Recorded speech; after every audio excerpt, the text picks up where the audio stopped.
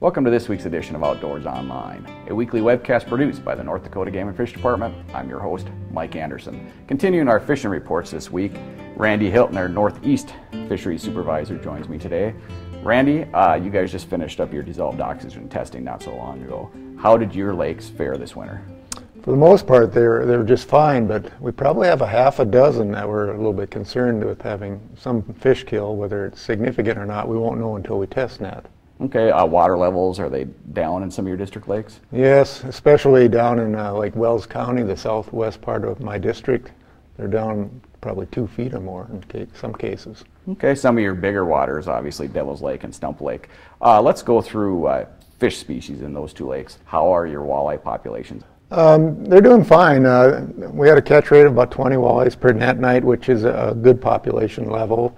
Most of those, of course, are under 20 inches in length, but yeah, there's a lot of good eating size walleyes out there, as has been the case in recent times. Okay, how about northerns?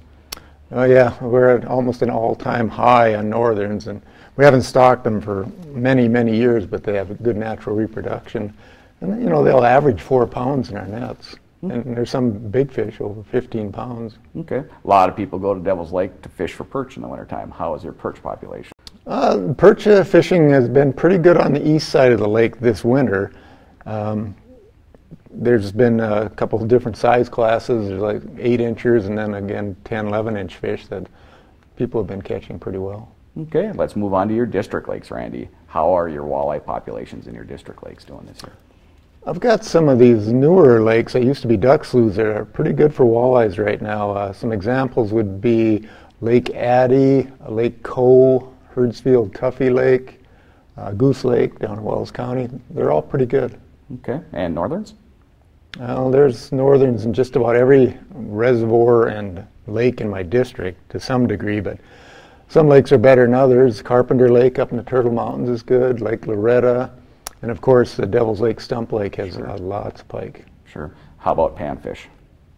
For bigger perch, you'd probably have to go to the bigger waters like Devil's Lake and Stump Lake. If you could find a calmer day, you might actually be able to catch some in the summer or open water period. But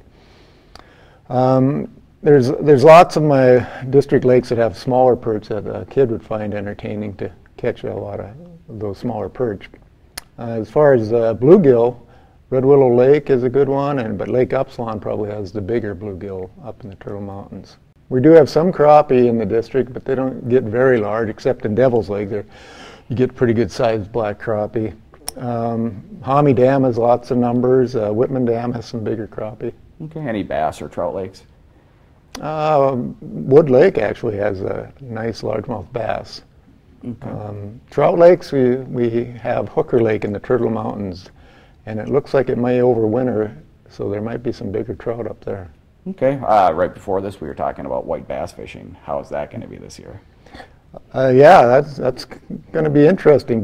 We had a big hatch in 2015, so those white bass are getting to be around 12 inches long, and there's quite a few of those in the Devil's Lake Stump Lake chain. So I'm looking for, there hasn't been really good bass fishing for several years, and it may be an uptick there. A lot of good information, Randy. Thank you. Thank you. Now joining me is Todd Casper. He oversees the Red River.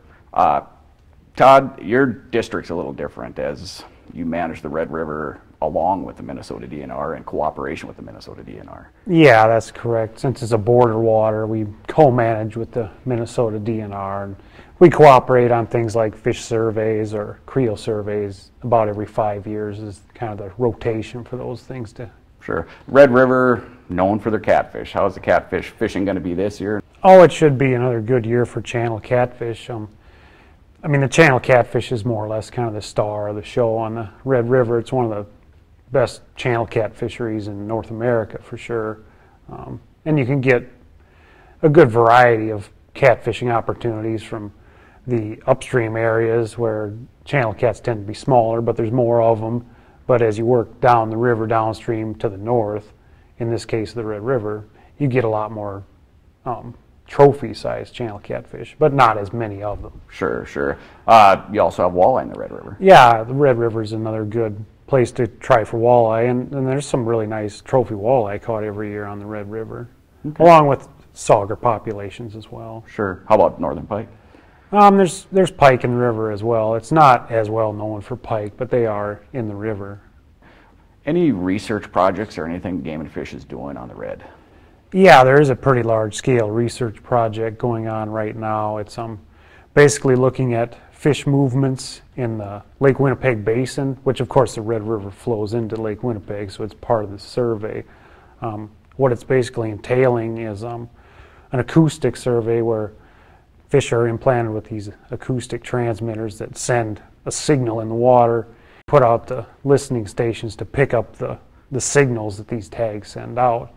And it's, a pretty collaborative survey. It's several organizations, and then Game and Fish is part of it, Minnesota DNR as well, University of Nebraska-Lincoln, and then a couple of Canadian organizations as well, Manitoba Sustainable Development and Fisheries and Oceans Canada are all involved in this project. And then there's a few others that provide funding as well. Yeah, and the basic thing we want to learn from this whole thing is basically how these various fish species move around throughout the basin, whether they're just staying in Lake Winnipeg or whether they're moving up and down the river, going back and forth across the international border, so we can better co-manage the fishery. Sure. A lot of good information, Todd. Thank you. Thank you. Fishing licenses for the 2018-19 season can be purchased online at the Game and Fish Department's website at gf.nd.gov or at licensing vendors that are linked to the department's online licensing system.